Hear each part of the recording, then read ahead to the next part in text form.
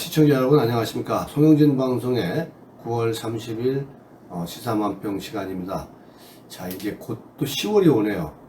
자, 2022년도 지금 얼마 남지 않은 것 같습니다. 이제 달력상으로. 자, 여러분들 시청자 여러분들께서는 이 문재인 정부를 어떻게 평가하십니까? 송영진 방송에서는 이 문재인 정부는 이 총체적인 부정부패 비리뿐만이 아니고 아무튼 이 총체적인 부패공화국이다. 이 대한민국을 정말 깡그리 참사공화국을 만들어버렸다. 이런 생각을 갖습니다. 자, 무엇보다 정말 안타까운 것은 이 국민의 이 피같은 혈세들이 참 밑빠진 독에 물을 붓는 것처럼 이게 친문 세력들, 이러한 사람들, 또 민주화 세력이라는 사람들, 아무튼 주머니 쌈짓돈처럼 이렇게 풀어버린 그러한 돈들이 그들을 배불리 채우는데 전부 다 흘러들어갔지 않나, 이런 생각을 갖습니다. 태양광도 그렇고 탈원전도 문제도 그렇고 일자리니 뭐니 또 생활금의 태양광 문제, 이런 비전 선포식 이런 거 했습니다만은 알맹이가 단 1도 없어요. 알맹이가. 지금 문재인 정부에서 내세웠던 여러 가지 일자리 정책이라든가 또 태양광이라든가 정말 쓰레기밖에 남지 않은 그러한 대한민국이 되지 않나 생각을 합니다. 자, 오늘 그 중에 일환인 이 문정부가 15조를 쓴 이 직접 일자리 사업 80%는 노인 알바였다는 이야기입니다. 물론 저희가 여러 번 그러한 얘기들은 했습니다. 실질적인 SOC라든가 이런 것들을 통해서 일자리를 늘려가는 그러한 것들이 아니라 전부 알바 일자리로 숫자에 급급한, 통계에 급급한 국민들에게 보여주기식의 그러한 일자리, 알바형 일자리밖에 없었다는 겁니다. 무려 거기에 쓰여진 돈이 15조라는 겁니다. 우리 국민 세금 15조가 또 이렇게 허망하게 쓰여졌다는 겁니다. 자, 여러분, 본방에 앞서 아직 송영진 방송의 구독자가 아니신 분들은 여러분들 화면 우측 하단에 이 구독하기 붉은색 버튼을 눌러서 꼭 구독 신청 바랍니다. 저는 좋은 방송으로 여러분께 보답을 하도록 하겠습니다. 자, 이 대부분의 일자리가 말이죠, 단순 노무직, 자, 이 지속 가능한 고용과는 거리가 먼 거죠. 또 보여주기식, 탁현민의 보여주기식, 비전 선포식, 아무것도 알맹이가 없어요. 나중에 껍데기 까보면 다 이 공적 자금을 해먹은 겁니다.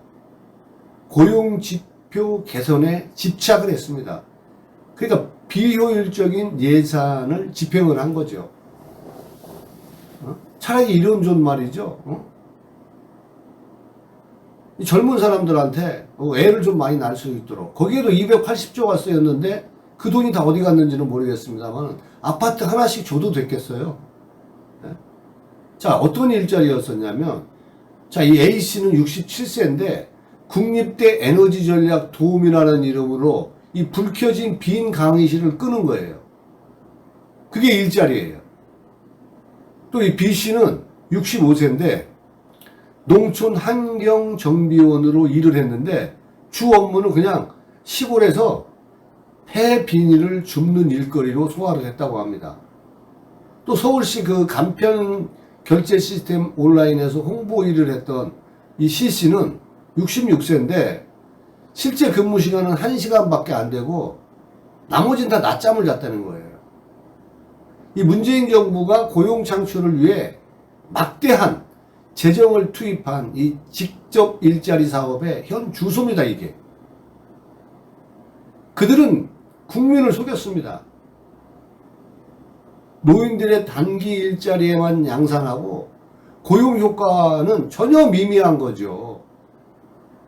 엄청난 비판을 그것 때문에 하지 않았습니까? 근데 이게 실제로 드러났는데 무려 돈이 15조가 들어갔다는 겁니다. 해당 사업의 이 참여자들을 분석한 결과 실제로 10명 중 8명은 65세 이상으로 집계가 됐습니다. 이게 얼마나 한심한 짓입니까, 여러분?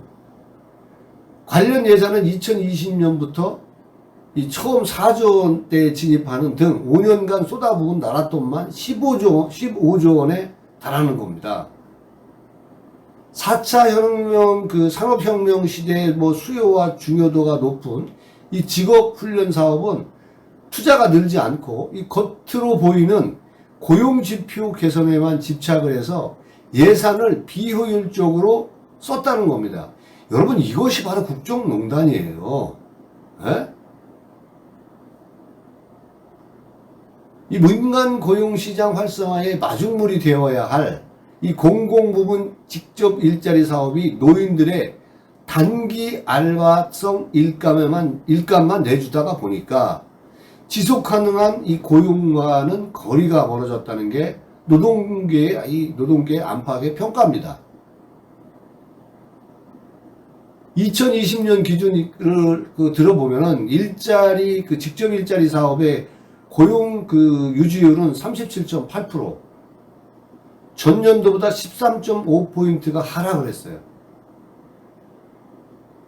취업 6개월 뒤에도 일자리를 유지하는 사람이 10명 중 4개밖에 안 돼요. 사업 취지가 이렇게 무색해졌으나 국민 세금은 걷잡을 수 없이 투입됐어요. 이게 잘못된 겁니다. 지난 정부에서 이 직접 일자리의 그 사업에 쓴 예산은 도합 15조 486억 원입니다. 막 연평균 3억씩을 막 쓴 거예요. 그냥 일자리 노인 알바 자리만 막 이 고용 집계 이런 것들만 하기 위해서 박근혜 정부 때는 한 2조 정도 썼다고 합니다. 이제 이런 걸 감안하면 막 한 30% 이상이 증액이 된 거예요. 특히 2020년에는 4조 8,273억 원을 썼어요. 4조 원대를 넘어서 썼어요. 그러나 효율적인 일자리는 전혀 생기지 않은 거죠. 특히 이 직접 일자리와 직업 훈련 사업 모두 부실하게 운영된 것으로 나타나고 있습니다. 사업 내실화에 지금 이게 만전을 다시 기해야 됩니다. 윤석열 정부에서. 결국 문재인 정부는 이 적지 않은 예산을 노인 일자리 만드는 데 썼지만 기술 인력, 신기술 인력, 말로는 4차 산업혁명 이러한 얘기 했습니다만은 결국 그것도 국민을 기만한 거였어요.